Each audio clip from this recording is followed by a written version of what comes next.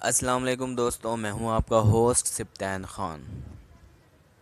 دوستوں، آج جو میں واقعہ آپ لوگوں کو سنانے جا رہا ہوں، یہ واقعہ انتہائی دلچسپ ہونے والا ہے۔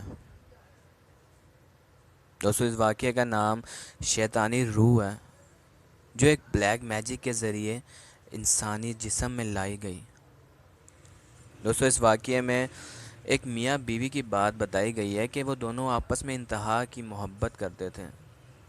بیوی کی ایکسیڈنٹلی موت ہو جاتی ہے اور شوہر کسی بھی قیمت پر اپنی بیوی کی روح کو واپس لانا چاہتا ہے، جس کے لیے وہ بلیک میجک کا سہارا لیتا ہے اور وہ اپنی بیوی کو واپس لے بھی آتا ہے۔ لیکن اس کے بعد اس کے ساتھ کچھ عجیب واقعات پیش آتے ہیں، وہ کچھ عجیب چیزیں، کچھ چینجز پاتا ہے۔ ویڈیو کو پورا دیکھیے گا، اور اگر آپ میرے اس چینل پر نیو ہیں تو میرا چینل سبسکرائب کر لیں۔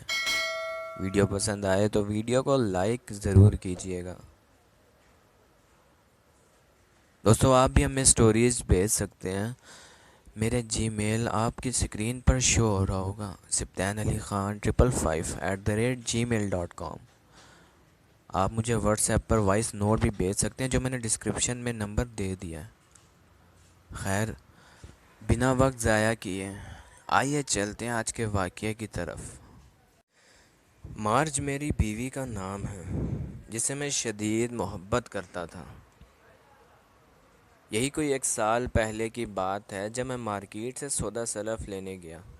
مجھے کیا پتا تھا اتنی دیر میں میری کائنات اجڑ چکی ہوگی۔ جب میں واپس لوٹا تو میرا سب کچھ تباہ ہو چکا تھا۔ میری پیاری بیوی، میری محبت مارج، سیڑھیوں سے گر کے مجھے ہمیشہ کے لیے چھوڑ کے جا چکی تھی۔ اسے سر پہ شدید چوٹ آئی تھی، ہسپتال لے جانے کی بھی ضرورت نہ پڑی۔ اس نے وہیں دم توڑ دیا۔ میں گھنٹوں اس کا سر اپنی گود میں لیے روتا رہا۔ ہماری محبت کی شادی تھی اور شادی کو زیادہ عرصہ نہیں ہوا تھا۔ وہ مجھے یوں چھوڑ کر اپنے آخری سفر پر روانہ ہو گئی تھی۔ یہ ثانیہ میرے لیے موت کے پروانے سے کم نہیں تھا۔ اس کے علاوہ میرا اس دنیا میں تھا ہی کون؟ جن لوگوں کو مارچ کی موت کی اطلاع ملی، تعزیت کے لیے چلے آئے۔ مارچ کی تدفین بھی میرے جاننے والوں نے کی، ورنہ میں اس حالت میں کہاں تھا۔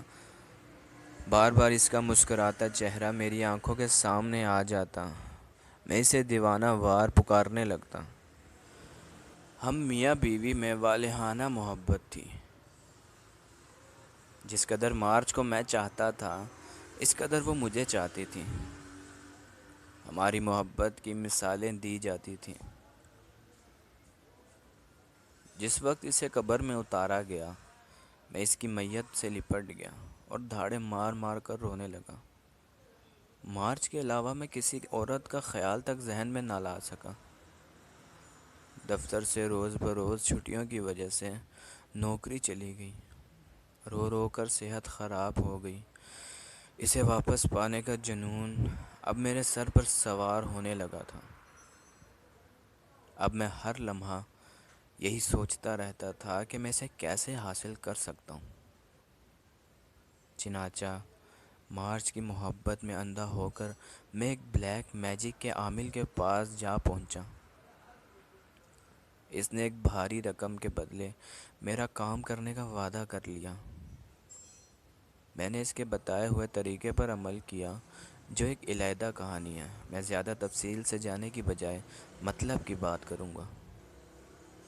مجھے آج بھی یاد ہے، وہ پورے چاند کی رات تھی جس وقت میں نے مارچ کی قبر کھول کر تابوت کا ڈھکنا ہٹایا۔ اس کا صاف شفاف چہرہ میرے سامنے تھا۔ چاند کی روشنی میں میں اس کی زندگی سے آر چہرہ دیکھتا۔ اس کے چہرے سے بلا کا اطمینان جھلک رہا تھا۔ مجھے اس پر بے تحاشا پیار آ گیا۔ بہرحال میں نے اسے اٹھا کر کندھے پہ ڈالا اور گھر آ گیا۔ یہی میری زندگی کی سب سے بڑی غلطی تھی۔ کاش مجھ سے وہ غلطی سرزد نہ ہوتی۔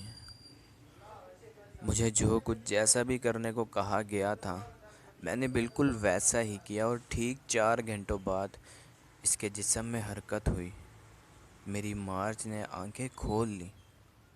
میں بچوں کی طرح تالیاں بجانے لگا، جیسے کوئی کھویا ہوا کھلونا مل گیا ہو۔ میری خوشی کا کوئی ٹھکانہ نہ تھا۔ میں نے جلدی سے آگے بڑھ کر مارچ کو گلے لگا لیا۔ مارچ کا جسم نہایت سخت اور سرد تھا۔ اس کے جسم میں پہلے جیسی حرارت میں نے محسوس ہی نہیں کی۔ مارچ کی کالی سیاہ آنکھیں پہلے سے کہیں زیادہ بڑی ہو گئی تھیں۔ ان کی سفیدی ختم ہو گئی تھی، مگر مجھے ان باتوں سے کوئی سروکار نہ تھا۔ میں نے زندگی، میری محبت مجھے واپس مل گئی تھی، جس کے لیے میں نے بہت بھاگ دوڑ کی تھی، پیسہ پانی کی طرح بہا دیا تھا۔ اور مجھے چاہیے کیا تھا؟ میں مارچ کا ہر طرح سے خیال رکھنے لگا، اسے دنیا والوں کی نظر سے بچا کے رکھتا۔ مارچ پہلے بہت محبت کرنے والی لڑکی تھی، جو ہر وقت ہنستی کھلکھلاتی رہتی تھی، مگر اب والی مارچ کے زرد چہرے پر مسکراہٹ کبھی آئی ہی نہیں تھی۔ اس کے چہرے پر عجیب سی سختی، ویرانی اور بے رحمی چھائی رہتی تھی۔